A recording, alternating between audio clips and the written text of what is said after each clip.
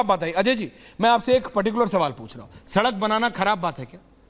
सड़क बनाना खराब बात? अजय जी आपसे पूछ रहा हूं, फोन में कुछ आ रहा है सर? मेरे भी आ रहा है, मैं आपको बता रहा हूँ, सड़क बनाना खराब है। द्वारका निर्माण हाँ, द्वारका की रोड जो बनी थी, नहीं द्वारका की बनाना खराब है, सड़क बनाना हाँ या ना? 25 करोड़ के 35 करोड़ के 156 करोड़ किलोमीटर कर दिए जाएं, 25 करोड़ के 95 करोड़ कर दिए जाएं, ये भ्रष्टाचार खराब है। आपकी सहभागिता कितनी है बता दो, आपकी सहभागिता कितनी है? शहजाद से पूछेगा? नहीं, सरकार की सहभागिता मैं आपसे पूछूंगा ना, पक्ष तो आप ज्यादा लेते हैं। अच्छा, मैं ज्यादा लेता हूं? हाँ, वो तो अपना फॉर्मेलिटी कर रहे हैं। अभी एक सज्जन बैठे थे, बुजुर्ग हैं, मैं सम्मान कर रहा हूँ, लेकिन इतनी है संसदीय भाषा नहीं, राज्यसभा लोकसभा बनते रहते हैं, आते रहते हैं, जाते रहते हैं। आप तो नहीं बने, संसार है, हिंदुस्तान है। आप तो नहीं बने, हम कार्यकर्ता उनसे ज्यादा बड़े हैं। सही है कि गलत है? हम उनसे ज्यादा बड़े हैं। बनाना सही है या गलत है? सड़क का सड़क बनाना बिल्कुल सही है। सड़क बननी चाहिए ना। तो अपने पार्टी के नेताओं को क्यों नहीं समझाते आप अजय वर्मा जी? ऐसे 100 करोड़ की सड़क 156 करोड़ में बनाएंगे। मतलब पता आपको टॉपिक पता है? मैं 43 करोड़ की सड़क 100 करोड़ में बनाएंगे। उठा लीजिए, पता मैं क्या द्वारका रोड घोटाला, शहजाद आ रहा हूं, शहजाद कब लीजिए, शहजाद और मैं कितने देखिए, इंडोनेशिया से सस्ता कोयला लाकर तमिलनाडु की सरकारी कंपनी को 3000 वाला 6000 बताकर 84 उसमें डॉलर में बेचेंगे। कहां का रोड़ा आप मिला रहे हैं? बात सुनिए मेरी। करना सबसे ज्यादा गलत। Ajay ji listen to my point. और ये सरकार, अजय जी आपको बोलना है, मैं आपको अगले 20 मिनट तक नहीं रोकूंगा, बोलते रहो, उससे कोई फर्क नहीं पड़ता। सुनिए, मैंने अभी तक किसी को बोलने का मौका नहीं दिया, रिलैक्स कीजिए, सवाल तो सुन लीजिए, सवाल सुन लीजिए। एक व्यक्ति है called Dhruv Rathee Garima, can I have those graphics? Can I have Shehzad, Vineet, Ajay and the graphics? Ajay ji, sorry ma'am, ये thank you. Ajay ji please मुझे बताइए, एक व्यक्ति है ध्रुव राठी, पॉपुलर है, सोशल मीडिया पे होगा, कांग्रेस पार्टी उनको पीछे से पुश करती है, बहुत अच्छी बात है, कांग्रेस पार्टी को लगता है उनके अपने नेता या आप जैसे काडर जो कर्मठ व्यक्ति हैं नहीं जनता को ला पा रहे, वो इस तरह के लोगों को इकट्ठा करते हैं। वो व्यक्ति कह रहा है जो भारत में रहता नहीं है, जर्मनी में रहता है, ऑटोबान 250-300 जहां आपकी मेरी जो गाड़ी है ना, उसकी टॉप स्पीड जहां खत्म हो जाती है ना, उस स्पीड पे गाड़ियां वहां नॉर्मली चलती है, विश्व प्रसिद्ध ऑटोबान, वो जो हाईवेज जो होते हैं, सुपर हाईवेज कहते हैं उनको। जी। वो व्यक्ति कह रहा है कि अगर मैं प्रधानमंत्री होता तो देश में सड़क बनाना बंद कर देता, और कांग्रेस पार्टी उसको बैकहैंड से पुश करे। मैं आपसे सिंपल ये सवाल कर रहा हूं, क्या सड़क बनाना बंद कर देना चाहिए अजय जी? क्या कांग्रेस पार्टी का ये ऑफिशियल स्टैंड है? तो आए राहुल गांधी जी और बोले कि ये जो व्यक्ति जर्मनी में बैठा है मैं इसको भारत लाऊंगा, और ये जो कह रहा है बिल्कुल मैं यही करूंगा, अगर मैं सत्ता में आया तो सड़क बनाना बंद कर दूंगा। आप बोल दीजिए आज अजय जी। एडिटर महोदय, 40 सेकंड आपने सवाल पूछने में लगाए, आप 1.5 मिनट बोलो दादा। 1.5 मिनट में बोल रहा हूं। सड़क बनाना, विकास करना किसी भी तरह से जायज है, हर तरह से जायज है, गलत नहीं है, लेकिन विनीत जी सड़क की 35 करोड़ की कीमत 156 करोड़ हो जाती है। द्वारका एक्सप्रेस वे का उठा लीजिए, और एक्सप्रेस वे, अयोध्या में जो पानी टपक रहे हैं, रोड्स के घोटाले हैं, कितने घोटाले हैं, उन सब का उठा लीजिए, वो ज्यादा गलत है। भ्रष्टाचार गलत है, कोयला घोटाला गलत है, बॉन्ड घोटाला गलत है, और इमरजेंसी तो इंदिरा जी ने कह के लगाई थी, लेकिन जो 2014 सही थी कि गलत थी? अघोषित लगाई, उस वक्त की मांग थी, बिल्कुल मांग थी, हालात तो लगा दी गई। संजय जी सुन रहे हैं? मांग कर रहे भाई, किसने मांगा था? जो अघोषित कर्फ्यू लगा रखा है, जब चाहे मुख्यमंत्री बंद कर देते हैं, जब चाहे पत्रकार बंद किसने मांगा था, जब चाहे छापे लगते हैं। नहीं, आपने सुना नहीं, आपने उनकी वो किताब वाली बात सुनी, आपने संजय जी की वो नहीं सुना कि कैसे उस समय के अखबार के मालिक को बोला गया था। अरे संविधान जी रिलैक्स कीजिए, किताब नहीं आपने नहीं सुना कैसे उस समय के अखबार को बंद करने के लिए फोर्स किया गया। संविधान को किताब बता रहे हैं, यही भाजपा के लोगों की सोच है ऐश्वर्या, यही उनकी बुद्धि है, यही उनका दिमाग है कि संविधान को किताब बता रहे हैं। समाजवादी पार्टी ने भेजा था सांसद में, उनको समाजवादी पार्टी ने भेजा था, बीजेपी ने नहीं। भूल हो गई होगी, बोल दीजिए कि स्वर्गीय नेताजी से भूल हुई थी। अखिलेश यादव फिर देखता हूँ कैसे रहता है। रिलैक्स कीजिए। हाँ Shehzad, thank you Shehzad, stay on topic, don't get personal. Shehzad Aishwarya ji, कभी कभी आवेग में, भावनाओं में बहते हुए हम क्या क्या कह जाते हैं। होल्ड ऑन सर, आ रहा हूं, एक सेकंड सर, एक अपनी बात कर, बोलिए शहजाद।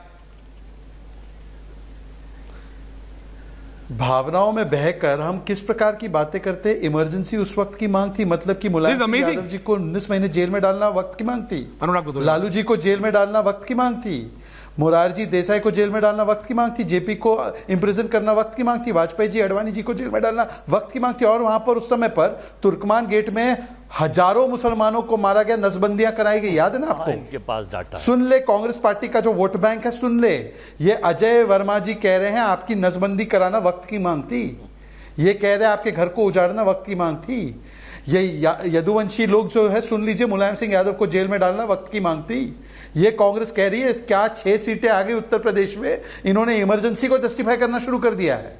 दूसरी बात मैं कहना चाहता हूं कि संविधान की बात कर रहे हैं, संविधान की मूल आत्मा उस ओरिजिनल संविधान में थी जिसमें प्रभु श्री राम की तस्वीर, प्रभु श्री कृष्ण की, गुरुओं की तस्वीर, छत्रपति शिवाजी महाराज की तस्वीर, वो वाली कॉपी लेकर राहुल जी क्यों नहीं घूमते? और संविधान के शरीर को किसने कुठाराघात किया? किसने आंबेडकर जी के प्रियम्बल को बदला? किसने अमेंडमेंट लाए वहां पर और फंडामेंटल सिविल राइट्स को सस्पेंड कर दिया? किसने सुप्रीम कोर्ट को कमिटेड जुडिशरी बनाया? आज मुझे लगता है अनुराग जी, मेरे और उनके बहुत डिफरेंसेस है, पर अनुराग जी बताइए, वक्त की मांग थी इमरजेंसी? आज अनुराग जी अगर आप इस पे स्टैंड नहीं लेंगे तो स्वर्गीय मुलायम सिंह यादव जी आपको कभी आशीर्वाद नहीं देंगे। अनुराग भदौरिया जवाब दे रहे हैं। वक्त की मांग तो नहीं हो सकती, मैं बोल लूं? जी प्लीज बोलिए अनुराग। देखिए, नहीं पहले इस पे बोलिए, क्या वक्त की मांग थी? कमिंग भी नहीं थोड़ा। देखिए ऐश्वर्या जी, अब ऐश्वर्या जी आप डिबेट कर रहे हैं कि कोई और डिबेट करवा रहा है? आपके यहाँ तो यार इतना डर जाते हो आप बीजेपी से कि एंकरिंग भी आप छोड़ देते हो क्या ऐश्वर्या जी? कम से कम एंकरिंग तो अपने पास रखिए। इतना दबाव मत मानिए, लोकतंत्र इसलिए कहते हैं लोकतंत्र खतरे में है। जब चौथा स्तंभ पे इतना दबाव है कि चौथा स्तंभ चुपचाप हो जाता है जब बीजेपी बोलती है, तो मुझे तो डर लगता है कि भैया पता नहीं है क्या हाल होगा देश का। देखिए सवाल है इस देश के अंदर में, मैं आपको बता दूं कि भारतीय जनता पार्टी ने पूरे देश के अंदर में कैसे अघोषित इमरजेंसी मालिक जबरदस्ती बदलवा रहे थे। He saying I have personal experience. सुन लीजिए ना, हल्ला मत कह रहे मेरे घर वाले थे। क्यों सुनूं मैं आपकी बात? क्यों सुनूं? क्योंकि जब आप वो बोल रहा हूं मैं आपसे, मैं आपको मौका दे रहा हूं। आपकी आदत हो गई पर्सनल अटैक करने की। आपको मजा आता है बैलगाड़ी चलाने में, वो तक चलती नहीं है आपसे। पत्रकारिता आप करते, ज्ञान दे रहे हैं आप, फिर मैं बोलूंगा मजाक करेंगे। ये सब सोशल मीडिया पे ड्रामा करने से कुछ होता नहीं है। आप जैसे लोग ही ध्रुव राठी को अपना गुरु मान लेते हैं और फिर देखिए क्या होता है। व्यक्ति कह रहा है सड़क मत बनाओ। बोलिए अनुराग, चिल्लाते रहो। Thank you very much. बोलिए, क्यों यूज करते हो? बोलने दो मुझे, बोलिए। देखिए भारतीय जनता पार्टी ने इमरजेंसी देश में कैसे पता है आपको? एक दिन में 78 सांसद को पार्लियामेंट से निलंबित कर दिया जाता है। 140 सांसदों को पार्लियामेंट से निलंबित कर दिया जाता है और बिल पास हो जाते हैं। इसको बोलते हैं अघोषित इमरजेंसी, पार्लियामेंट संविधान का अपमान। यह होता है जैसे आपने मध्य प्रदेश में देखा किस तरह से चुनी हुई जनता की सरकार गिरा दी, यह होता है अघोषित इमरजेंसी। जिस तरह महाराष्ट्र में आपने देखा 2-2 पार्टियों को तोड़ दिया, 2-2 भागों में बांट दिया, फिर सत्ता पे काबिज हो गए, इसको बोलते हैं घोषित इमरजेंसी। जो इनके साथ सत्ता में बैठे चिराग पासवान, इनकी भी 2 पार्टी को 2 भागों बांट दिया।